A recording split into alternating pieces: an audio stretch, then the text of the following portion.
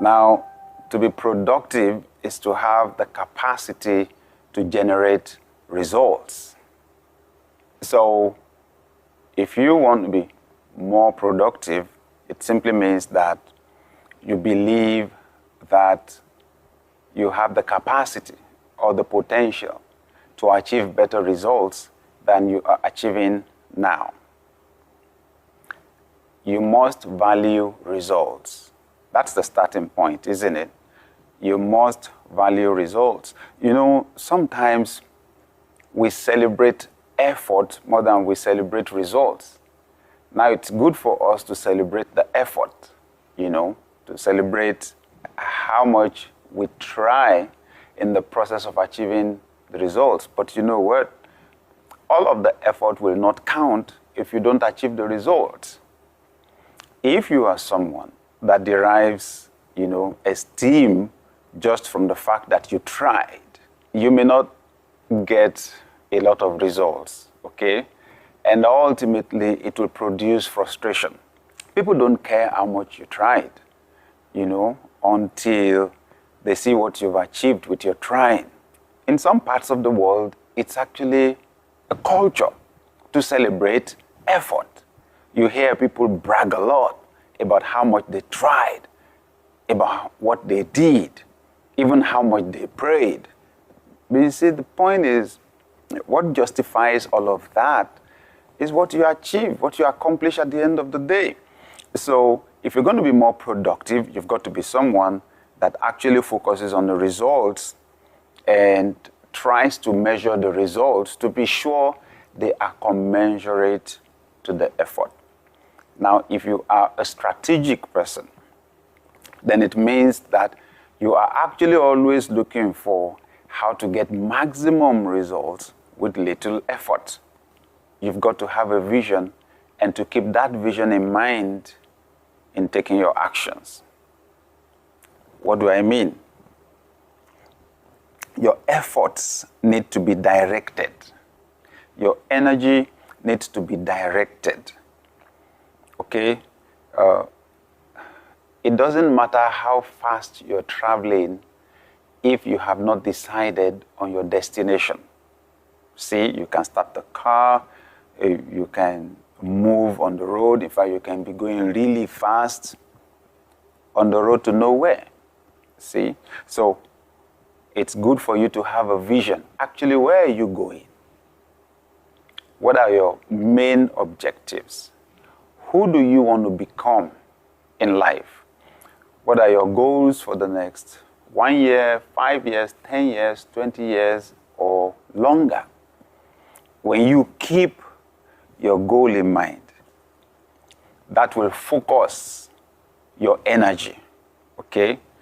And then whatever it is you achieve will be moving you along in the direction of your major objectives. I mean, your productivity on a daily basis should be adding to the achievement of your ultimate goals. This is very important. The other thing, and I'll tell you, there are many points that are attached to this. It's the use of your time. If you're going to be productive, you're going to get more results and faster, then you want to look at the rate at which you execute your tasks. You know what? Time is just your conversion tool. Okay? That's the tool with which you convert your efforts into results. So you want to look at how it will be possible for you to do more in less time. That's how you increase your productivity. You want to reduce the time that you spend on specific tasks. So check the use of your time. That's it. That's the starting point, okay? Check the use of your time. You've got to have goals. And you've got to give your goals deadlines, because with that you define how much time you want to invest on a particular task. Set goals. Measure how much time you invest in the achievement of each task. How long actually does it take you to cook that food? How long does it take you, to run a meeting? How long does it take you to travel that distance? You need to measure the amount of time it takes you to achieve specific tasks. So you can allocate the time you have to the tasks you want to accomplish. Almost nobody ever has enough time, sincerely speaking, to do all the things that we want to do in this world. So what do? We prioritize. You want to be more productive? Prioritize the use of your time. You have to weigh the things you want to do or the things you have to do. You always have to add weight to each item and define what is most important, what comes first, what comes second, what comes third, and make sure that you devote your time to the things that are the most important. One of the major things that makes us unproductive is interruption. And by interruption, I mean the things we did not plan for that get our attention. And whatever gets your attention consumes your time. Okay? It could be a visit by someone. It could be a phone call from a friend or relation.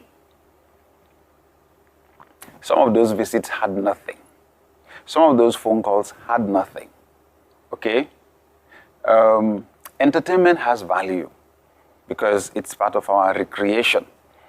But then when you spend a disproportionate amount of time on entertainment, on the internet or on social media,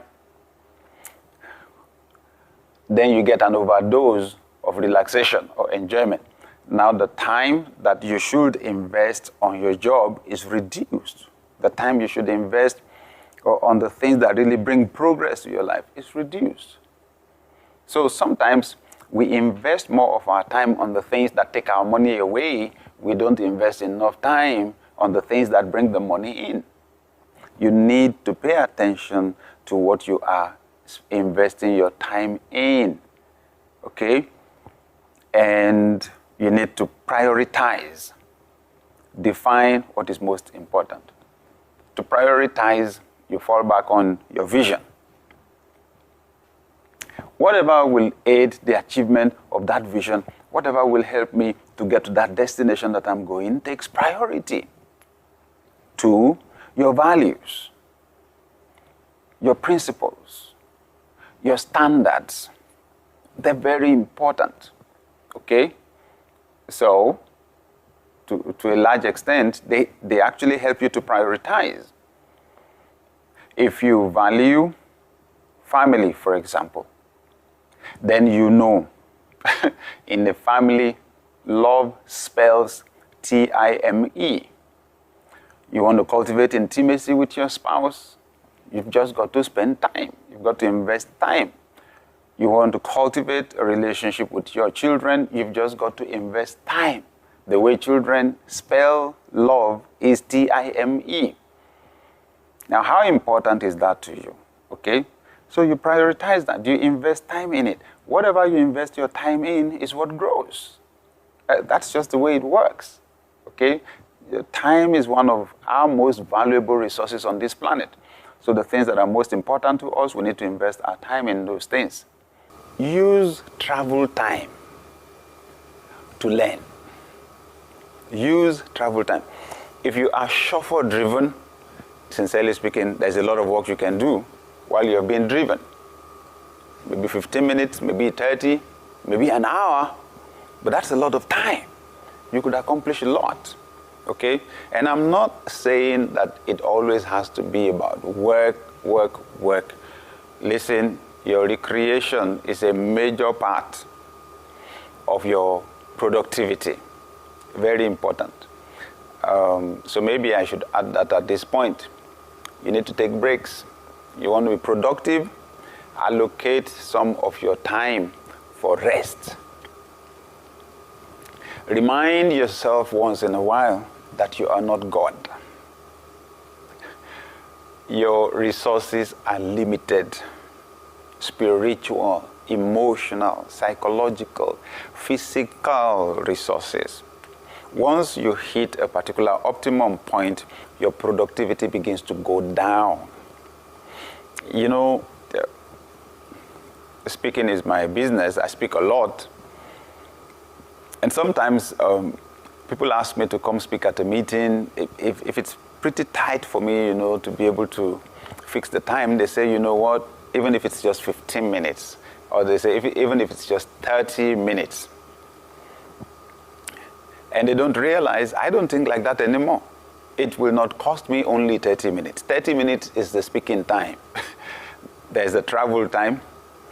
But the bigger one is the time it takes me to prepare for what I'm going to say. Now, talking about preparing for what to say, I found out that when I am tired, you know, when I'm really tired, I just find it difficult to get my mind to work at optimum. Usually tough creating ideas or getting creative or innovative ideas. So I know the best thing to do, sleep. Okay? When I wake up, it's amazing how fresh my mind is, how uncluttered it is, and how easy it is for me to capture ideas. So I'm saying here that it is very important for you to take breaks if you are going to be productive. Allocate time for that. But the major part of what we have said is that if you are going to be productive, the major resource that you have to convert to success or to productivity is your time. Now you need to pay attention to what you do with your time. You've got to be laser focused on your vision, on where you're going, so that all your resources are invested in moving you in that direction. 2, you've got to learn to write goals, we have said. Thirdly, when you write goals, we said you've got to fix deadlines. Because with that, you define how much time you want to spend on a particular task. We've said you've got to watch out for interruptions and for time thieves. And you've got to reduce the time you invest in the things that don't give you the results that you want. A lot of people are unproductive or not as productive as they could be because they've not taken charge of the use of their time. That's it. You will always get invitations from people. You will always get proposals or suggestions from people, you know, on the use of your time. But you've got to keep your focus on your objectives, on your vision, okay? And ensure that you're investing the best of your time in the achievement of your own goals.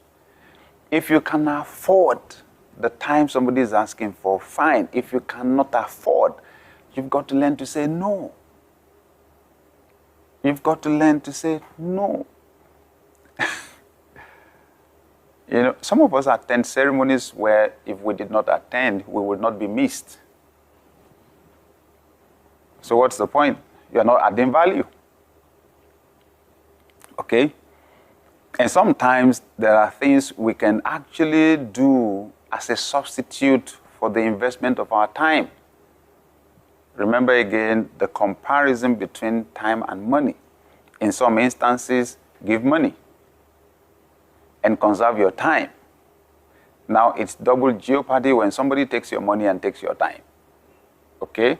So you've got to be proactive, okay, with your life, with the achievement of your goals and with the use of your time. So there was that time many years ago when our children were young and I was struggling actually to be able to spend time with the family. It was work, work, work. I was getting invitations to speak all over the place. So I remember that at that time, when somebody wanted to give me an invitation, and these were mostly acquaintances, they had access to me physically. So they would say, look, just squeeze us in. even if it's just 20 minutes, even if it's just 30 minutes. And I mean, some would put so much pressure on me, I would bring out my diary. Just to show them how busy it was. I did not realize people don't care. What they just want is the achievement of their own objective. So if they spotted one free space, they will put me under pressure just to be able to get that space for them. One day, it dawned on me.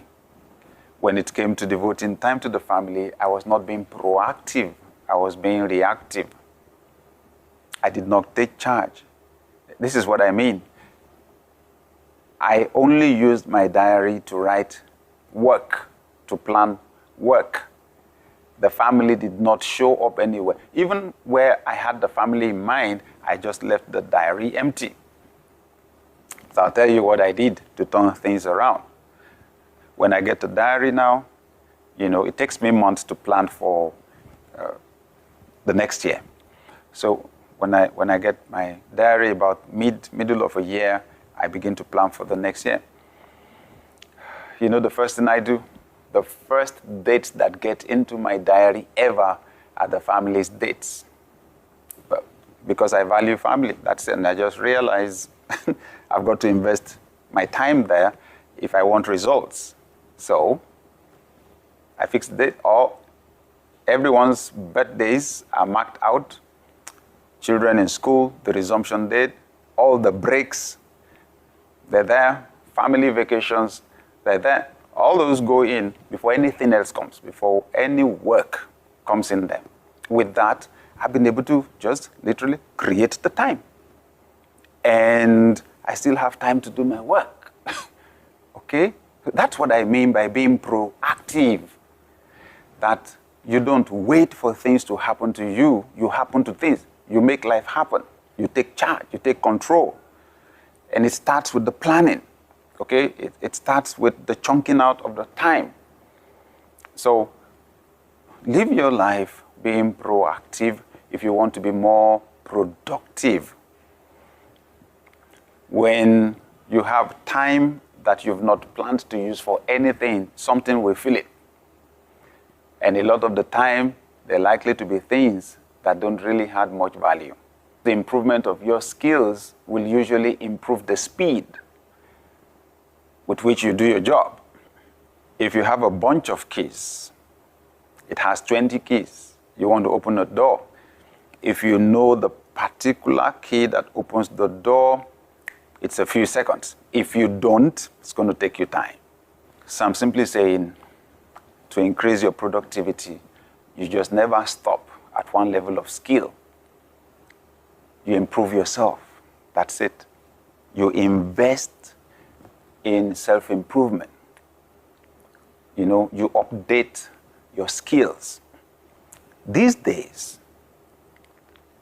we have the opportunity to leverage technology to do our work. Now, technology, gives leverage, reduces the volume of the input while multiplying the volume of the output. See? So there's no way around it. We've got to learn to use technology. Okay? We've got to learn to use technology. The tools are at our disposal right now. It's amazing. I was discussing some time ago with some people how some 20 years ago, if my parents, wanted to alert me, maybe they needed some change, the only way I could know was that they would take somebody in the house, put the person in a taxi or bus, and the person would travel 4 hours to where I was living. Because we live in different cities, the person would have to travel 4 hours. The only way I knew they needed anything was when the person showed up on our doorstep, and then would keep the person for the night, get whatever we need to get the following day, and then put the person again on the bus or taxi to travel 4 hours before they could get the money. Today, all I need is a phone call, and while we are on the call, the money would already be in their account. Or just a text message, and 2-3 minutes, it's gone. That's what I'm talking about. I'm comparing 3 minutes with what will take 2 days before, with a whole human being having to travel those long hours. See what technology can do. So I just want to encourage, that with the cultivation of skills, we save time, okay? We solve problems more quickly. We need to cultivate skills. We want to improve our productivity. Let's shorten the time that we invest or expend in the achievement of goals. To shorten the time, we've got to be incredibly good at what we do. We've got to learn new ways of doing the things we've been doing for a long time. Listen, if you're going to survive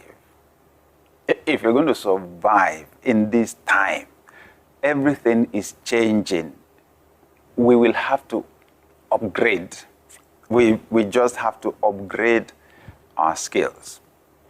We want to produce results faster. Things happen much faster these days than they ever did before. Example, just compare the sending of information through email with using the postal system. Because before, all we had was the postal system. And just compare the sending of an email. Same letter. These days, when we want to send a letter like that, yeah, we can choose to print the letter. You could type it, straight on the computer, So sometimes, if it's an official letter, we can print it out, scan it, and then send it as an attachment to an email. How long does it take? When you click send on your email, how long does it take to get to the recipient? Seconds. Seconds. Where the postal system will take at least 1 day, at least if you're in the same city. If you're not in the same city, then it could be 2, 3, 4, 5, 6 days. Can you imagine sending a letter across continents? Before it took weeks. And now with one email, so it's gone in seconds. So I want to encourage, don't be too old to learn. Don't resist technology. We've got to be humble enough.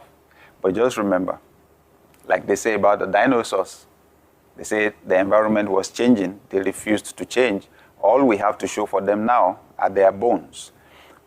If you don't want to see only the skeleton of your career or your relationships or your organization, we've got to upgrade our skills.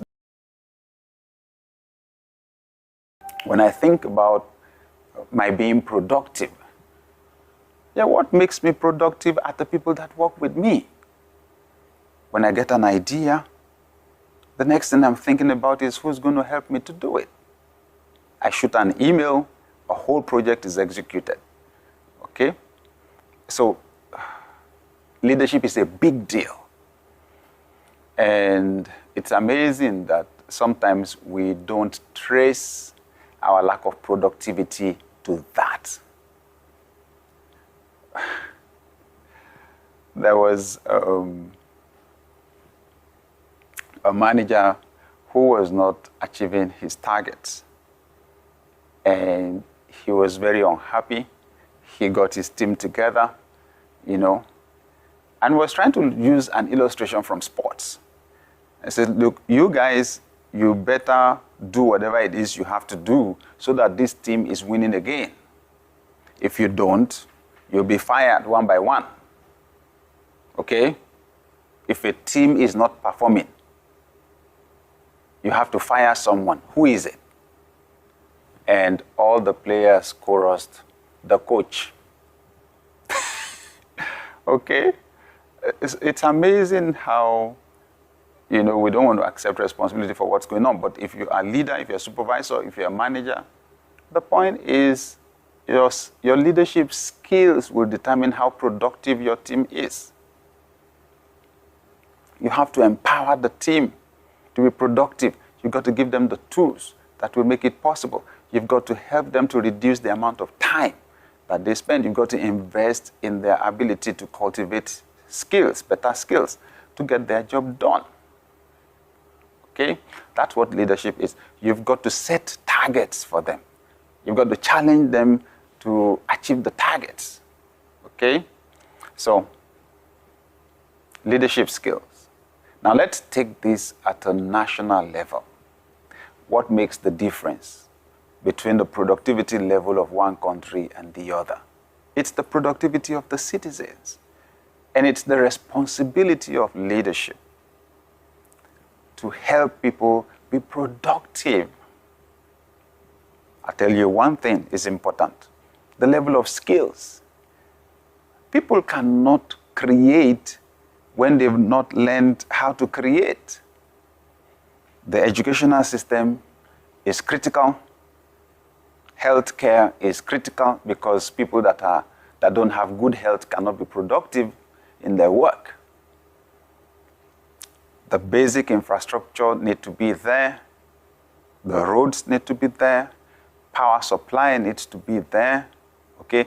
The hospitals need to be there to take care of their health. Then citizens can be productive. Gratefully, God has given everybody time in equal measure. Everybody is rich, time rich, to the same level. Okay? But you want to make sure that that time is not being wasted. Not being wasted to illness, not being wasted to time spent in traffic unnecessarily. Okay? Not being wasted to time, the time it will take maybe to secure funding or to secure some document or approval that is required for them to achieve their goals. That is leadership. Now, talking about us as leaders, I want to say that as a leader, if you want to be more productive, you've got to be incredibly organized. You've got to establish order around your life. Where there is clutter, okay? Where there is clutter, where you don't know what is, it's going to be a big time waster. If you don't organize, like a wise person said, you will agonize. Okay? My mentor told me many years ago, he said, where there is order, there will be increase. Now let's say that increase is the productivity we're talking about. Where there is order, there will be increase. He said, if you take your bag, your travel bag, and you throw your clothes in there without folding them, he said your bag will take fewer clothes than it would take if you neatly folded each piece of cloth and put them in the bag. I'll never forget that, because he was actually telling me about the report, the half-year report for the whole of their organization. It's a huge organization. And he was telling me, look, this is July, I have the January to June report for the whole system on my desk right now. That's how we do it. Everything is structured. Everything is organized. We know what is where. We know what we achieved. We know what is left. Then he gave me that illustration. Order makes for increase. Where there is order, there will be increase. I thought, wow. I mean, these are principles that are not far-fetched. Again, just look at different organizations and look at different nations. The nations where there is no order, the nations where people don't obey traffic laws, the nations where people don't stay on a queue, the nations where you have disorder, they are some of the poorest in our world right now. It's just the way it works. Okay? So you can start at an individual level. Make sure you are organized. Keep your table organized. Keep your office organized. Keep your documents organized. Organize, organize, organize. Okay?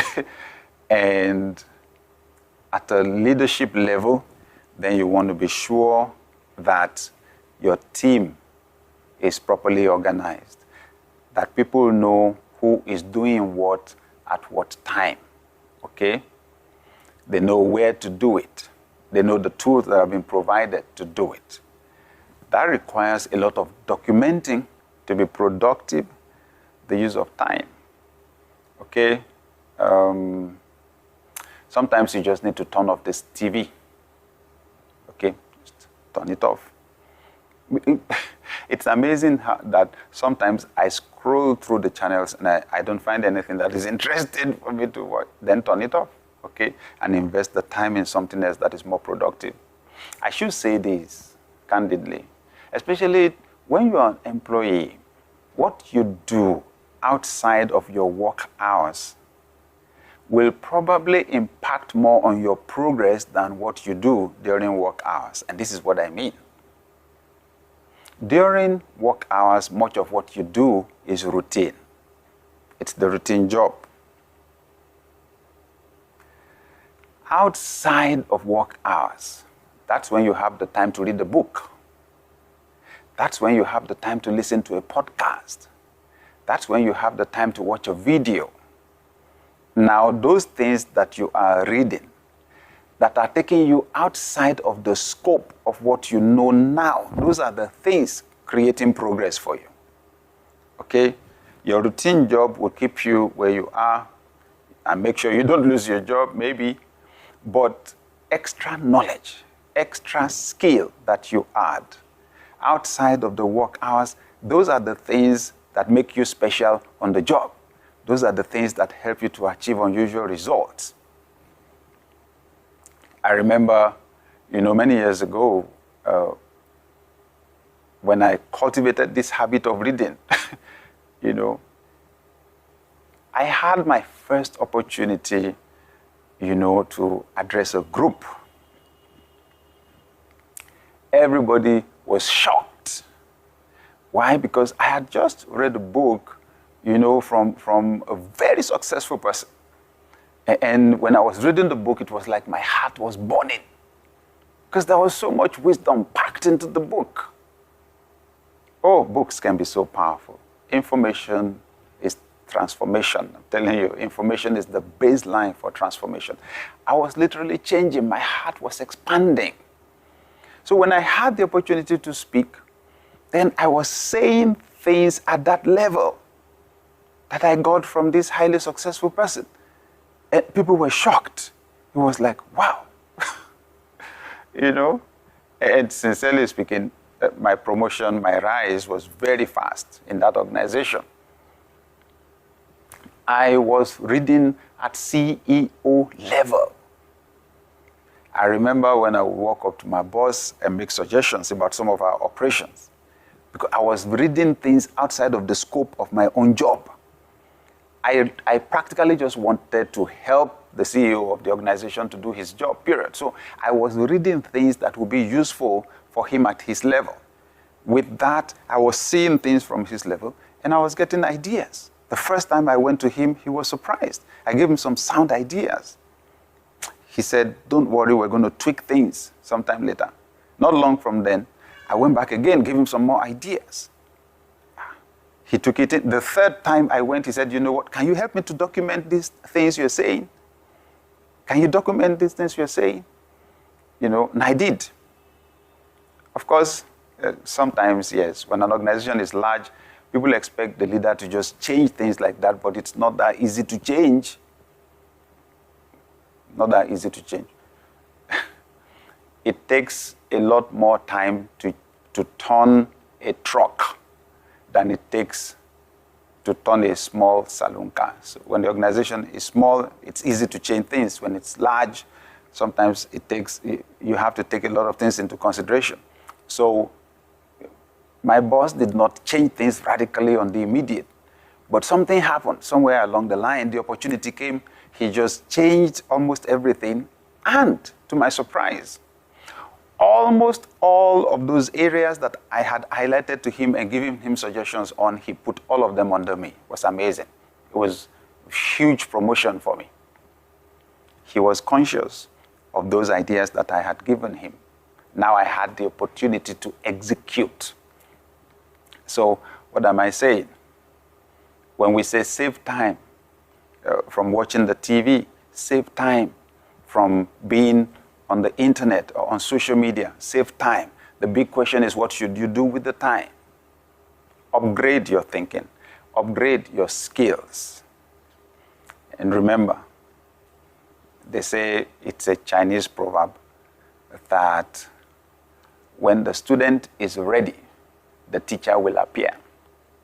In other words, when we're ready for our opportunities, the opportunities will show up. Sometimes we pray for opportunities, but we're not ready for those opportunities. And if they show up, they'll be wasted. What we should rather do is to invest our time preparing for those opportunities. And that's why I'll say this: there is no limit to which you should develop your skills, your competencies, and your capacity. No limit. There is no degree to which you will do excellence that you will not find someone willing to pay you for it. Yeah, you will find someone that has the capacity to pay for it. So you just keep developing. That's what we should do with a lot of the time. Just keep developing, improving your skills. You want to be more productive. You want your results to be radically different. What you do outside of your time, outside of your work, what you do with the time outside of your work matters a lot. Try and save as much time as you can. Now remember, so that I can provide a balance, you need good sleep. You need to relax. You need recreation, okay? You need to spend time with your family, okay? But don't spend all the time on the things that actually are not moving you forward. Carve out the time to read, to study, to learn, to practice. Some people actually take on courses, educational courses, academic courses, which they push outside of the time for work. The thing is, you complete the program, you gain new competencies, you get new opportunities, okay, new doors to open for you. So, dear viewer, I am absolutely convinced that you and I have come into a new season of productivity, that our results are about to be multiplied many times over. I believe with increased capacity to achieve results will come promotion, rapid promotion. Remember, when the student is ready, the teacher will appear. New opportunities are showing up for you now like you've never had before.